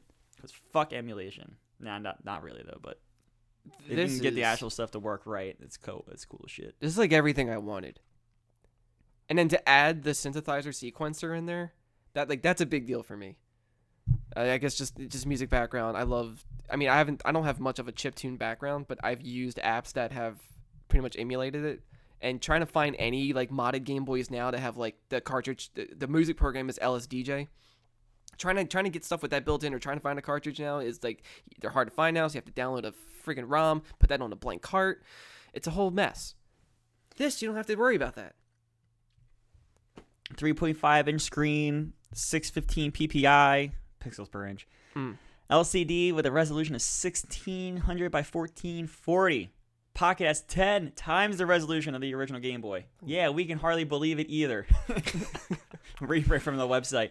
That is cool as shit. They once again impressed me. I probably, once again, though, will not get this. But, dude, this is cool as shit, just like their other stuff they had built. Yeah, Joe and I would definitely be getting this. Yeah, is it just in black and white? Yeah, and a charging stand. Oh, that's what that is. Oh, Yeah. that's cool. Not available right away, but down the road. And it has shoulder buttons on the back for the advanced R and L. Has 4 face buttons. Which is, I guess, because of not really because of Game Boy or Game Boy Advance, but probably the other handhelds. Yeah. I'm looking at the dock now. Said you Fucking sleep. play your Pocket on the big screen. Put your Pocket into the dock and it outputs directly to your HD TV. Sync up with any wireless 8-bit Bluetooth controller, which is the Joe Dick's favorite around here. To dock for wireless play. Oh my god. You can also connect controllers directly via wired USB as well. So right now, all I have to compete with this is my Game Boy player on my GameCube. That can play Game Boy Advance, Game Boy, and Game Boy Color. Yeah. But I have to need the GameCube to do that, and I have it all like HD set. So the only thing I have close to this is if I hook up my Super Nintendo and I still got the Game Boy like adapter thing. Right, the Super Game Boy. Yeah, that's so it, like yeah. so, but like that stuff you have to look for, you know, like it's not. Yeah, I had it's to not dig it out accessible. of a tote or whatever and Or you hook have it to- up through the cable. Or if you don't even have it, you have to buy it online. You have to go to some weird flea market where it smells funny. Like you Might have to get solder and kit out. Who knows? right. There's a lot of work in behind that. This is the most accessible way now, and it's a godsend. And for those that want to be part of the godsend, ships in 2020 for $199. $199 mark. Not bad at all. No. That's the price of was the price, I guess, of a 3DS in its heyday, right? About that, yeah. Yeah. So Give or take. I think I bought my new 2DS for $150. What, 2 year and a half ago or so? Whenever that Metroid game came out. Yeah, and I mean, yeah, when it comes to black and white, hopefully they release more down the line and there's a clear one, because I love that design so much. But yeah, that's I don't know, that's great. I like everything. Yeah, about that's it. awesome. So the big thing to pull from this, right, is the wireless part, right? Like you can sync up with a wireless controller. Oh yeah. And go to the dock for wireless play. Wireless. How does Google think about wireless? So, kind of the segue before we get to the wireless part, we had some Stadia news. Google had an event where they announced, like, I think their next Pixel phone, and it was one of those events. But Stadia was talked about during the event. The Google Stadia Founders Edition release date has been revealed. It would begin shipping on November 19th, next month. Actually, a month away from the time we are recording. So that's coming sooner rather than later. Excuse me. And you can play such titles as Red Dead Redemption 2 and Mortal Kombat 11. Cool. They got a killer library there. Fighting game, huh? You will be able to play on your TV, laptop, desktop, and certain phones and tablets on November 19th. Now, you may ask, why did I bring up the wireless thing? Well, couple caveats have since come out about Stadia. So, to begin, at launch, you need to have Wi-Fi. Right, for the controller. Yeah. I mean, it kind of makes sense. But on cell phones, where the big mobile push, I think you want to try to get LTE working sooner rather than later. But yeah, you said it was for the controllers, right? The right. Wi-Fi. Yeah. So they can play the games for you. Yeah. With their negative latency. No, I'm just kidding. I know it's not the negative latency. It's just what they're calling it. I'm not an idiot. But the other thing is, those 2Go machines. Like your phone, you have to be wired for your controller, not wireless. I would hope at least that it's just a launch thing. Yeah, I mean it's saying here at But- launch from the article from Eurogamer here, but But every time there's an article about them, I just shrug and I'm just, what? Like, nothing about this seems no one's forward talking about this. in a positive light. 'Cause I really it's don't hard. see a lot of people just talking about, like, period. Like, maybe I'm just listening to the wrong, or my echo chamber of websites and Yeah. stuff that I visit don't really talk about this a lot, but 'Cause it's hard to take seriously, honestly. It's a lot of it has been more of a joke than anything. I mean, it's cool in concept. I do like the idea of it. look, the 'Cause, technology like, we're all is kind of really cool. heading there. Yeah, right? yeah. But just it's like they take like a teeny step forward and like 50 Mario Party steps back. Fuck Mario Party. I like how you put Stadia in the same genre as Mario Party. It just seems that frustrating. I mean, it really is. I just there's like no momentum of hype building into this. I don't know. It's like, what's the point of Wi-Fi? This is gonna come and go. Like we talked about Anthem. I have a feeling this is gonna have the same fate as Anthem. Oh, well, you know what? I guess the Wi-Fi kind of. I mean, it won't be wireless, right? So, I don't know. Like, I guess it kind of makes sense because it's not Bluetooth, right? But still, at the same time, it should be a wireless thing from the start. No, those are where Joe would spewing those facts that I just never see at first. Well, I mean, you would think that the hardware of the screen, right? Like the phone, the computer, or whatever, that's the part that needs the Wi-Fi connection for the game, right? For the streaming part. But then from there, you should be able to Bluetooth in the controller for that wireless connection. So that's where I'm like kind of confused because I believe you can do that for Steam Link, no problem. Right? Yeah, I mean, I guess this is different, like this, because like from what I remember, isn't like Wi-Fi supposed to be like faster than Bluetooth? It's supposed to be like, I mean, like better with latency. I mean, I'm sure there's some kind of signs there But if it's playing for you, that who like a cares? network, some kind of network engineer that I am not, what could answer for us. Mhm. Yeah, but yeah, it's the Somebody has to do this better, right? Google Stadia, the play it itself player. Yeah. We do like Xboxes though. Pretty much same technology, but instead called Project X Cloud. And we like Phil Spencer a lot here. We do. We love Phil Spencer. I've come around a lot on Xbox in the last 2 years, and Phil Spencer good. is probably the new like Dude, it's- pinnacle dude. It's that smile.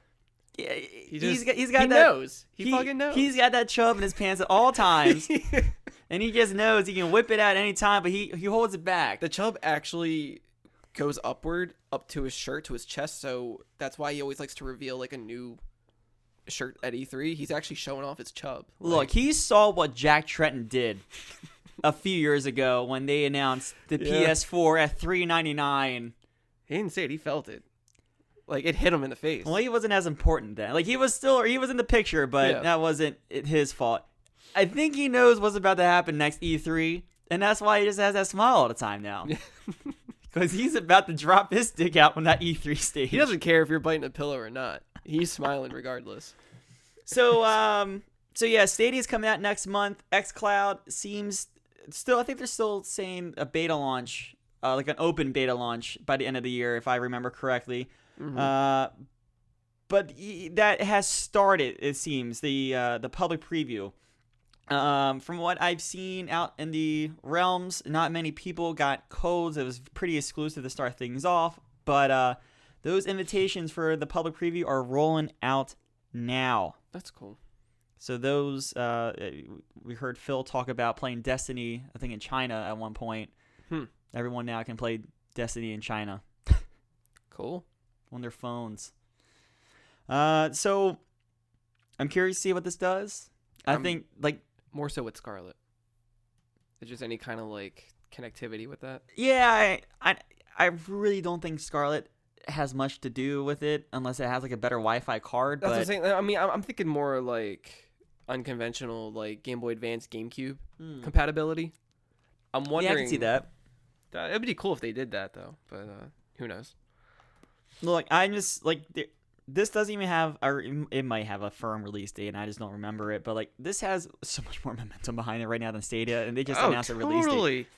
like Microsoft, they're not even like worried about like this field with anybody with the competitors. And like if I do get worried, all Phil has to do is show up on like a YouTube video or some kind of what's their direct called? This is a fucking direct. What, for Xbox? Yeah, Inside Xbox. It's a fucking direct.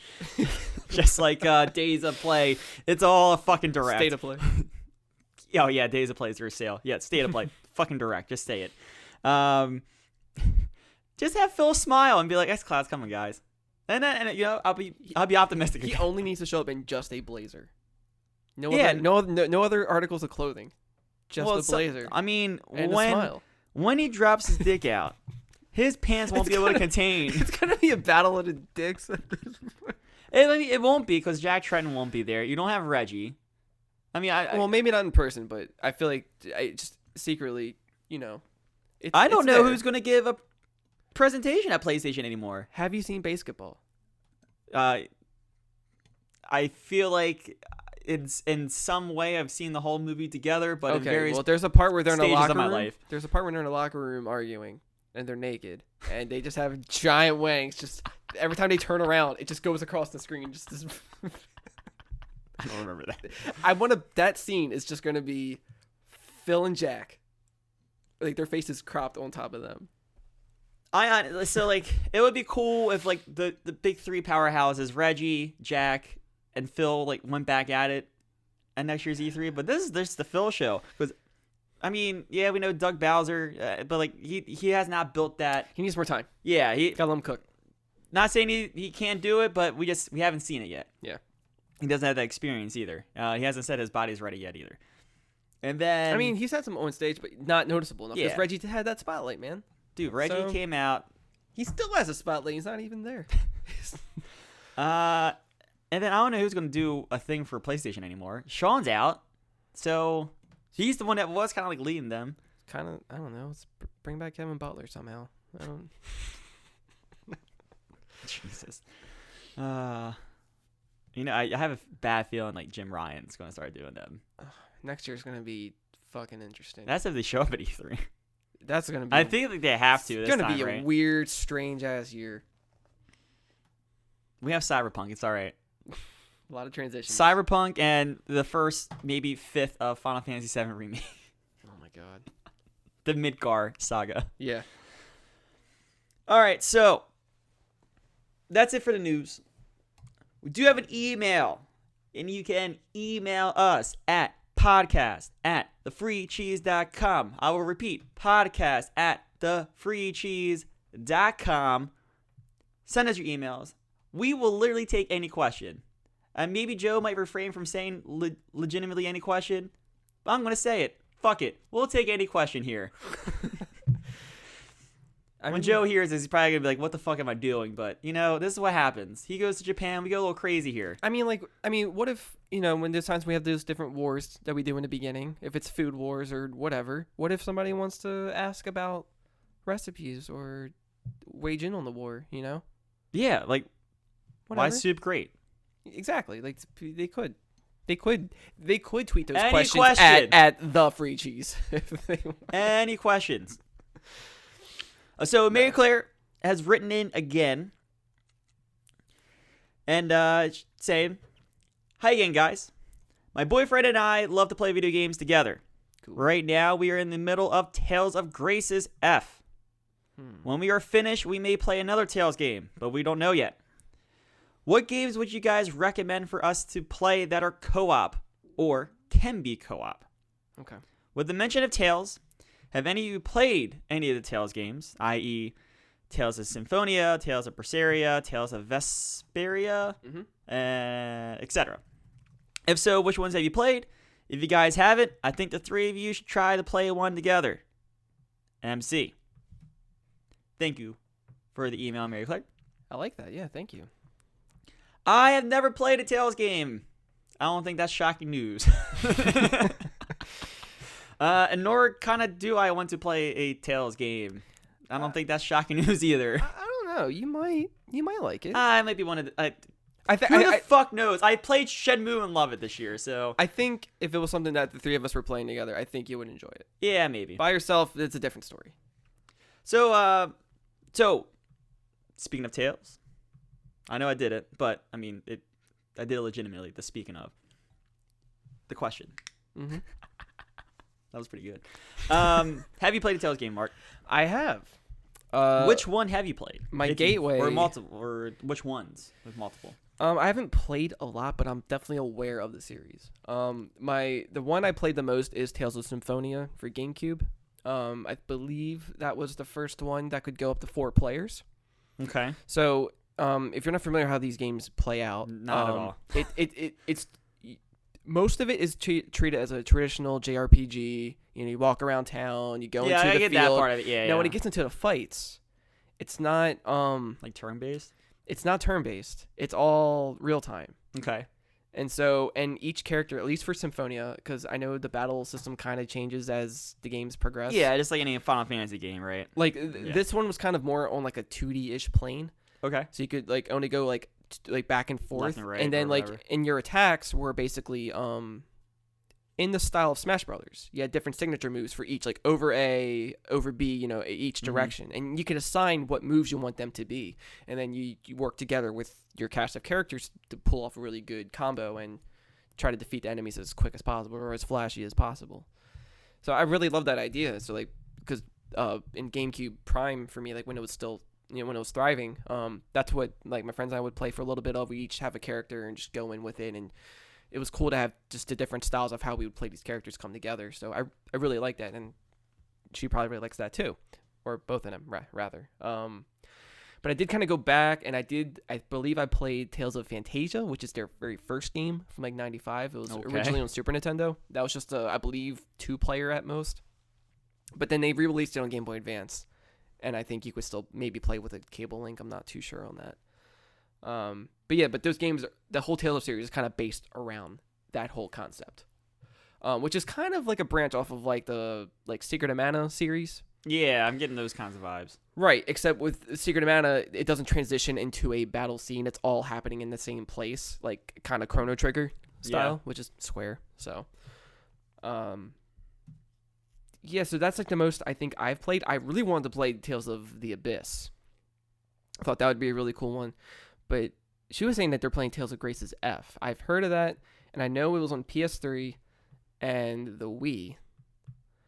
And Shout out to the Wii. So I don't Just know. Dance 2020. So I don't know what version she's playing. I don't know if that affects what we can recommend because I don't know what platforms they have. I mean, I took that as like, hey, we're open for suggestions, right? Right, but I mean, I don't want to suggest something and then if they can't play it because they don't have the platform. I know for a fact that they have a PS4 and a Switch. I don't know if they have access to a PC or an Xbox, but okay, so they're probably playing this. The Tales of Grace is probably playing on the PlayStation. Probably More than likely. Yeah. Okay. Just, I mean, does genre matter? You know, I don't know. I probably think we're just not. looking for any kind of co-op game. My first thought, like, I don't really play a lot of couch co-op stuff anymore. Like, I'm the only one in my house that plays video games, and like Victoria really doesn't play. So like, when I think co-op, I think like some kind of way we can experience something together. So like, I know like a walking simulator of some kind. Like I know I just talked about like playing like Blair Witch together, like something like. Even if she wanted to play is simple enough where, you know, she's not like Twitch like hitting a sequence of like buttons in a row. I know we played Until Dawn the last couple Halloweens, and that we did pretty good there. I mean, it's semi co-op, I guess, if you're the survivors. Yeah, then I know we would trade the characters back and forth a little bit, but like I do have some suggestions. Depending on what Go for it. So you said Switch was one. So I know they might both have each their own Switch, but they definitely have access to a Switch, and they have a PS4 that I know for sure. If you don't have it already, I'm gonna recommend the Collection of Mana, because I believe that's a Switch exclusive currently. Maybe on PC, I'm not too sure on that. But that has the original Secret of Mana. And I know that's 2 players. You know, it's 3 characters you can kind of switch between. And so is, for the first time in America, Seiken Densetsu 3, which is Secret of Mana 3, or whatever. So that one also 3 characters. You pick out of, I believe, 6 characters, but you pick 3 for your story, and then as you unlock them and go on, you can play co-op with a friend. It's not a 3-player game, as for some reason I thought it was gonna be, because 3 characters, but 2 players, still fun. That's kind of up there with Tales, I feel, because coming full circle with that one. I haven't played this one yet, but I really want to play it. River City Girls. So this is like a spinoff of River City Ransom series, where the main characters of River City Ransom got kidnapped, so their girlfriends have to save them. And I know that's a co-op beat 'em up game. Yeah. Those are always fun. I'm always a fan of those. But it looks like the art in that, the freaking just combos that you can pull off, it just looks really good. And also I can kind of see that in line as well with Tales of how that combat can be, at least with the more melee types. I'm trying to think what else. Like, I know none of us, because I love co-op games. I can go all over the place with it, but I say like you kind of go more towards like that. Well, I don't know about the last one, like that JRPG route, but like I was thinking, like none of us here at the table played it, and we think that dude's a doucher. But I've heard really good things about A Way Out. I believe it or not, like I've been curious to try that. I think I know how the game ends. That's the kind of thing that's like keeping me away from playing it, because I kind of think I know the ending. But like I think they do some cool things with co-op in that game. That seems digestible enough to get through, right? Like, it's not like it's probably like a long game. I don't think it's long at all. Because Tales can be long. I know that. Like Symphonia was 2 GameCube discs. Yeah. And I don't think I even beat it. I got pretty far though. I think I got to the 2nd disc. But yeah, I think that could be a decent experience. I don't. Oh, Final Fantasy Crystal Chronicles is being remade. Not remade, remastered. Yeah, remastered. Mm-hmm. So that's coming to everything. That would be really cool, because that was a GameCube exclusive. And what was annoying about it is that if you're doing multiplayer, everybody had a Game Boy Advance hooked up to the GameCube as a controller, each with a little map, but somebody always had to be carrying a chalice. Mm-hmm. So one of you had to be the little chalice bitch and hold the R around, but I don't think that will be a thing to worry about this time around. And that goes up to 4 players, but I definitely, when that comes out, I definitely recommend that. But yeah, out of anything currently, that's the first thing that came to mind is that Mana Collection. Yeah, my co-op experience is not great, especially like lately. So like Rocket League and doing the 2s together, like yeah, I mean the competitive thing there. Probably any shooters, right? Like if they're like a campaign of some kind. I mean, I can recommend Borderlands. Like Halo. You got the Halo series there. If they have not gone through that, that's all co-op for at least 2. Yeah. Gears of War. Yeah, 2 players is probably get that Game Pass Ultimate. Yeah. Or just game. You can probably just get regular Game Pass and get. Oh yeah, you can get just regular. Yeah. That's all I have. So. Yeah. I wish I could give this more thought, because I really like this question. Yeah, I can't think of any other like kind of co-op games like that. I mean, of course, there's always like the pass and play thing you can always do. True. Oh, Man of Medan. Yeah, like that one is technically that can go up to like a lot of players. You like 8, I think. Yeah. Or something like that. But yeah, like you can take control of. You can claim what characters you want to take control of and just watch that unfold as it goes. And it's digestible enough too. And you can do that with any of those games, right? Like Heavy Rain follows 4 main characters. Right. Oh, you pick 2. Yeah, because I would say that. I know I said it a couple times, how I would love to play that game co-op would be like one person be the cop and find all the clues, one person be the other character escaping and trying to hide all their clues so they don't get tracked, but like one of you has to go out of the room so you don't see it. Fahrenheit, that game. Indigo Prophecy. You said Heavy Rain, so it made me think of that. Not Fahrenheit. Indigo Prophecy is our name of it. Fahrenheit is okay, so I'm not everywhere else. Fucking total idiot. No, we're both right. Right. Yeah. But yeah, Indigo Prophecy. But I love that cat and mouse idea of like, all right, get out of the room. Let me go try to hide clues. All right, your turn. I'm gonna go out and see. That's a game idea there. Yeah, somewhere. So yeah, once again, thanks for the email. podcast@thefreecheese.com for those emails, and I will once again say it. We'll take any question you got. I won't regret that at all. That's gonna bring us to a close Another solid 2 hours here.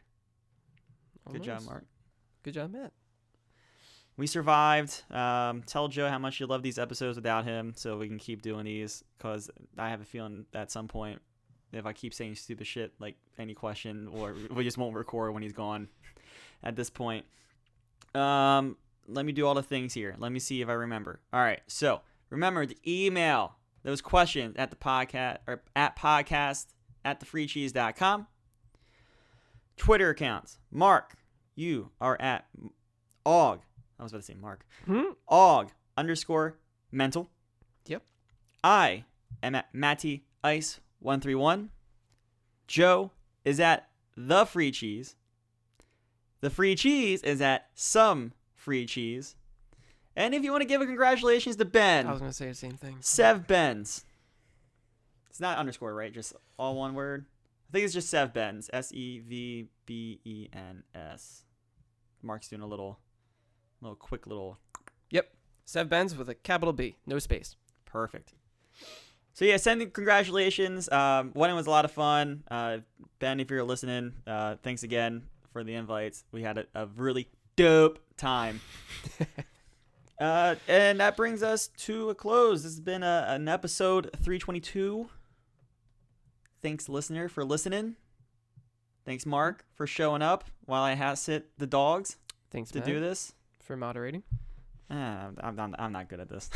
Hey, we made it. We made it. It's another episode. We're here. Yeah. I didn't say speaking of which like 13 times in a row, so That's all right. I'll go back and listen to this and figure out something else that I did terrible.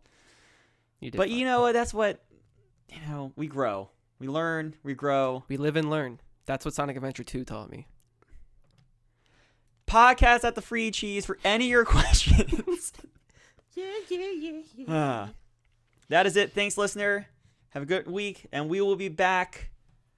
Next week's going to be interesting, I know, because Joe is coming back fresh from Japan. Mark, you'll be in the picture probably no matter what. I don't know, depending on timings, if I'm going to be in the picture. Okay. Yeah. Because I'm like the Wolverine in every Marvel group. I am flying off to Vegas to see if Lady Gaga has figured out who Ninja is yet. So. Oh man. Yes, I get to see her Halloween night. So yeah, it might be just a Mark and Joe episode next week. We'll have to figure out. I don't know exactly when he gets back from Japan, but we'll figure it out. But yeah, we will be back next week though in some capacity, and Joe will be the man running the show again. But yeah, thanks for listening. See you all later.